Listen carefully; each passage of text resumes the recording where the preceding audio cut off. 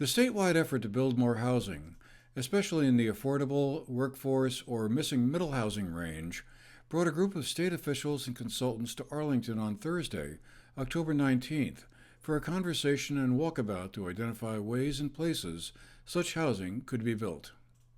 Arlington was one of 5 towns selected for visits from the team from the Department of Housing and Community Development, a unit within the state's Agency of Commerce and Community Development. Others were Rutland City, Rockingham-Bellows Falls, Virgins, and Middlesex. Missing middle homes is a housing term that describes a range of house-scale residential building types that have multiple units that are compatible in scale and form with detached single-family homes. These range from accessory dwelling units to duplexes and mixed-use buildings. State Representative Seth Bongartz and Town Administrator Nick Zayas got the presentation started with an overview of Arlington's housing picture. When the RFP was going out for the towns to apply to be one of the 5 towns chosen, Kathleen and I both immediately said Arlington. And because this is a community with such heart, and it's working so hard and making such progress, especially since Nick came here 4 years ago. Yeah. And everything from, we're gonna put an ankle bracelet on him. Yeah, I agree. We all agree with it's just we want all of you to know, as people from economic development, and I'll let you all introduce yourselves, but this is a town with a lot of heart, doing a lot of work. The Commons is a spectacular example of a community getting together and making something happen, but it's the rec center, it's the work that Nick has been doing to get ready for sewer and water extensions in order to be able to build more housing, and all of this fits together. We're just really excited that Arlington is one of the 5. Certainly it's a town that has a lot of understanding of what its role can be in solving the housing crisis that all of us deal with every day. That we understand that it is the duty of towns our size to be able to and willing to add enough housing to at least support the people that are living and working in their community. And that has been something that we've not been able to do for decades.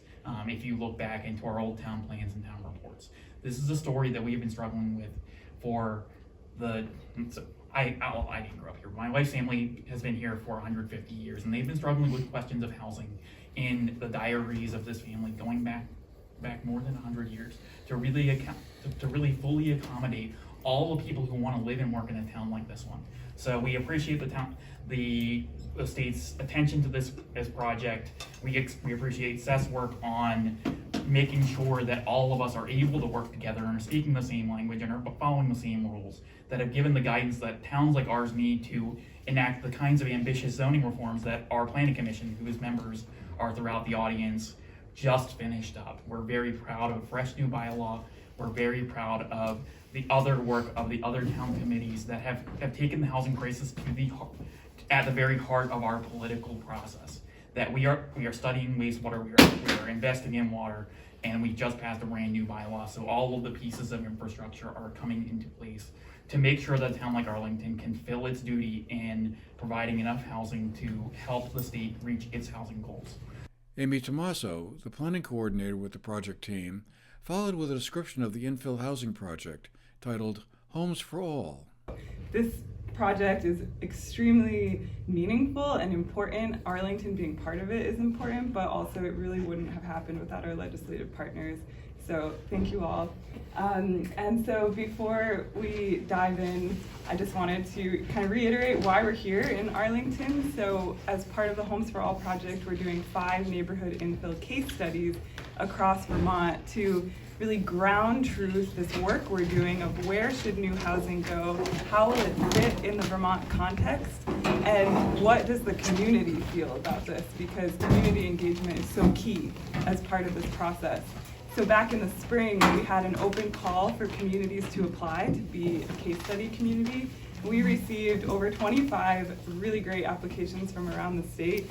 We chose Arlington through a competitive application process because of the local leadership and the heart of the community, and also the initiatives that are already happening, like with the bylaw modernization. So this was a place we felt could really get stuff done and move forward. And so that's why we're here.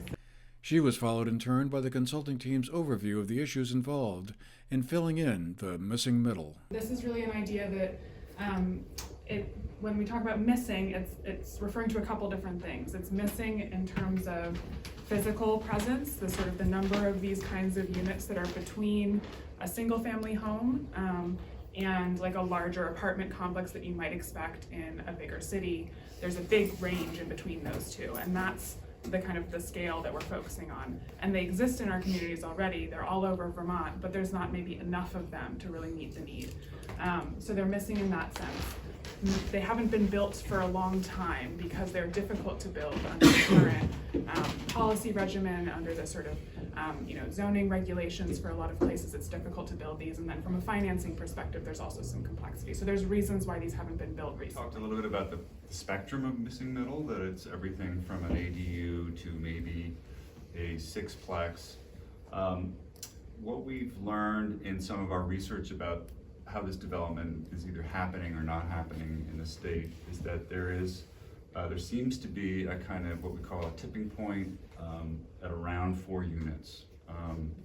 What we're seeing is that for 5 units, 6 units, 8 units, there is some capacity in the state and support and subsidies for smaller developers and community development corporations that are already beginning to do this and already sort of have this capacity.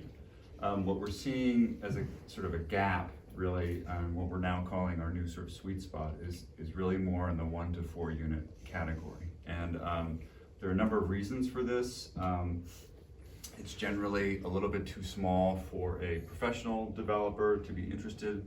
There are technical hurdles that happen once you exceed 4 units. You get into fire protection systems and higher levels of complexity and financing. And so what we've done is really to focus on this slightly smaller category here because we think it has much broader applicability, and we think that it's actually the piece that's sort of missing in the missing middle picture.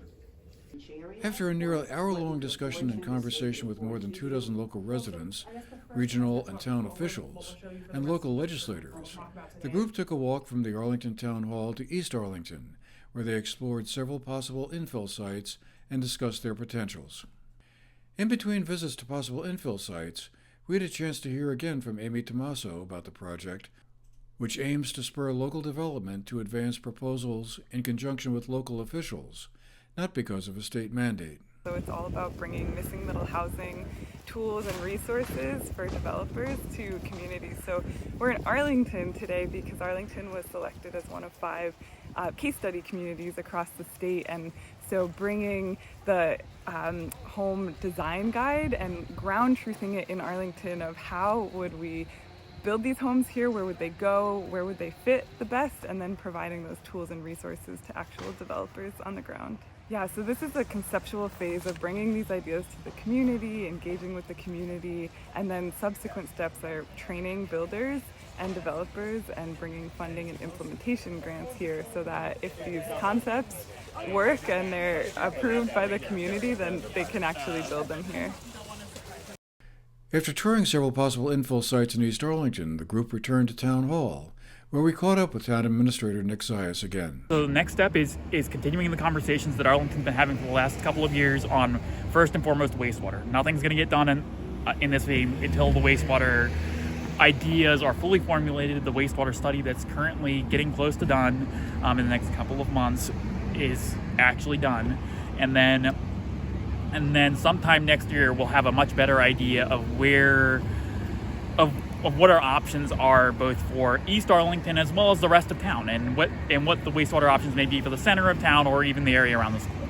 The timeline is projected as a 2-year process from community engagement to training to actively seeking grants to help drive the home building. But all the sites visited today were simply hypothetical possibilities for Arlington.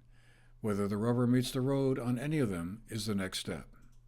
For the GNAT-TV News Project, I'm Andrew McKeever.